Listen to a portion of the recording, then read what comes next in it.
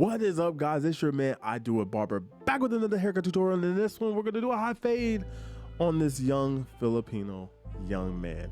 It's gonna be dope. Stay tuned. So we're starting off reducing bulk on his hair. And as you see there, you got to go make multiple passes because you see the little antenna sticking up. And this is what you want to do. You don't want to leave him out there with the little roach legs hanging out and he's getting clowned.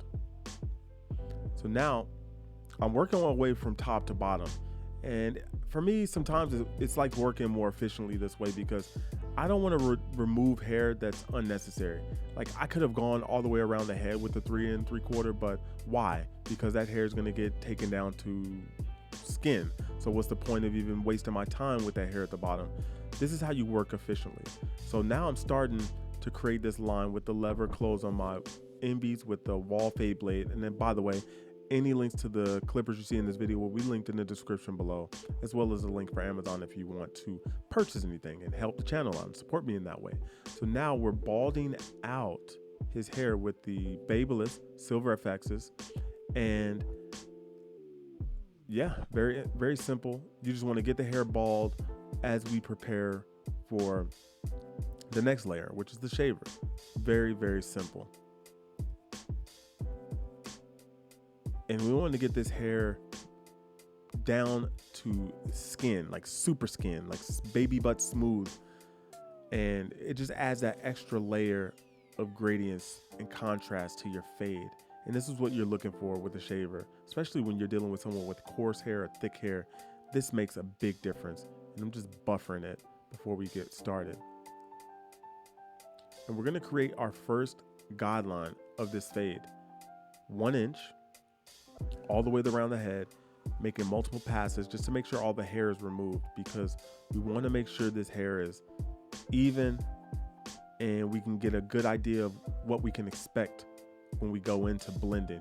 So as you see there, I just put that in there just to make sure that that's even, getting a look at it in the mirror, and now we can start blending out this first guideline.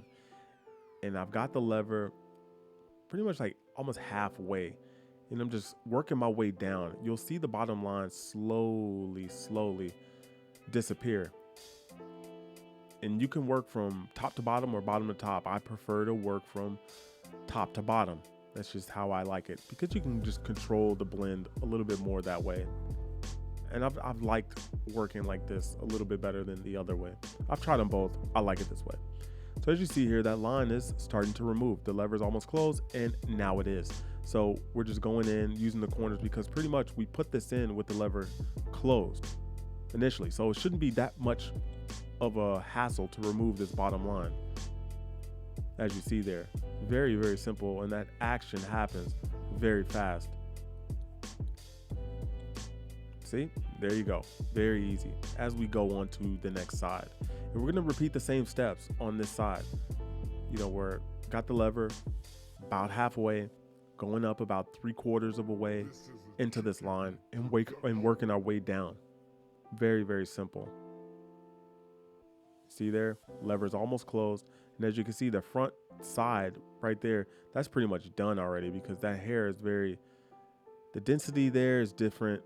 It's not as thick and coarse there in this front side, but I got to go over because we got to follow the system, right? We don't want to skip steps, because this can come back and bite you in the ass later by you skipping steps, especially once you see the canvas complete. Those flaws or steps that you skipped earlier will materialize.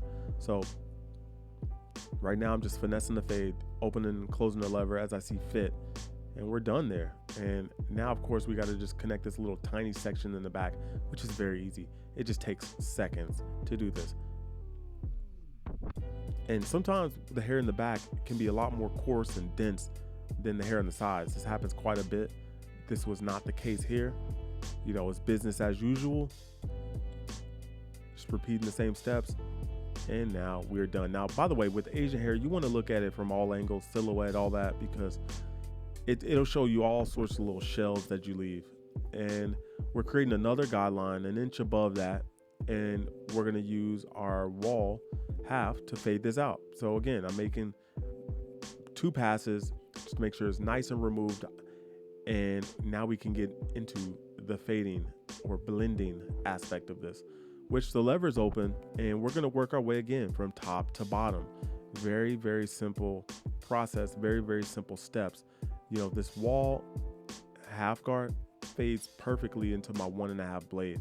And I use this a lot on straight hair. I don't really use it too much on like black people, but on straight hair, it works like a gem. Now, if you're trying to have a certain look to your fade, you can compress it or you can stretch it. It all just depends on the size of your guidelines. So if you want a more stretched out fade, expand your guidelines. Or if you want a compressed fade, use smaller guidelines. So that's just my tip for you guys. And as you see, this little area is coming out perfectly. Very, very simple. Wasn't that hard to do, especially on Asian hair. Asian hair is very easy to fade. I know a lot of people say like Asian hair is really hard. It really isn't, guys. Like, stop with the shenanigans. Asian's hair is really easy. And we're on the other side, and we're going to do the same thing. Start with the lever open, and then work our way down to the closed position. And you can see that shelf right there in the back that was left with the 1.5. But we're going to get rid of that. And this is that shelf I'm telling you about, where someone that has straight hair, especially if it sticks straight out at 90 degrees, or someone's hair that it has to grow 3 inches before it can fold, you're going to see shelves, especially if they want like a drop fade or something mid fade. Yeah, you got to make sure the silhouette's perfect. So got the lever open. You can see I'm using more like a C motion, because you can see the clipper, where the clipper ends in my stroke, is up to that line of demarcation. But obviously I'm not going that high. I'm just using the C motion. So for those of you that are curious, that's what's happening there. I'm not going up that high. It's just my C motion is taking me that high. Some people flick, some people use C motion, some people stay straight on the head. I'm going to be honest with you. I use a little bit of all of those things when I'm fading. You see here in the back, I'm just tying it in. And you see how quickly this happens. Doesn't take that long to fade, guys. Like, when you have a good system, when you trust your system, you know your clippers, you know what needs to happen, when it needs to happen, how it needs to happen. Things happen very fast, okay? Just a little piece of advice from me to you. So now I'm just gonna go up right above where I left with the 1.5. And of course, I use a 3 3/4 on top, which is the equivalent of around a 3. It's a little bit longer than a 3. And based off of the picture that he showed me, I determined that is the best alternative, or the best blade or look for him. So we're just going up right here, basically creating another shelf. As you can see there's a tiny shelf. And these blades, one thing I love about the blades, they fade right into each other. Because after this, what do you think I'm gonna do? What blade? You guessed it. And I'm just gonna go through the parietal ridge and make sure that there's no shelf left. Make sure that it all blends into one another, and make sure that it's all perfect. And this is what I'm looking for. Very, very simple process. Very, very simple fade. It might look spectacular and like, man, how did you do that? It looks so great. But when you have a good system and good steps, it makes life a lot easier. So right now I'm just detailing with the 1.5. Just use the corners there. Just knocking down some stuff. And right now I'm just checking the silhouette, seeing if there's anything that needs to be tidied up, and before we move on to the next step, which is the infamous. This is where people,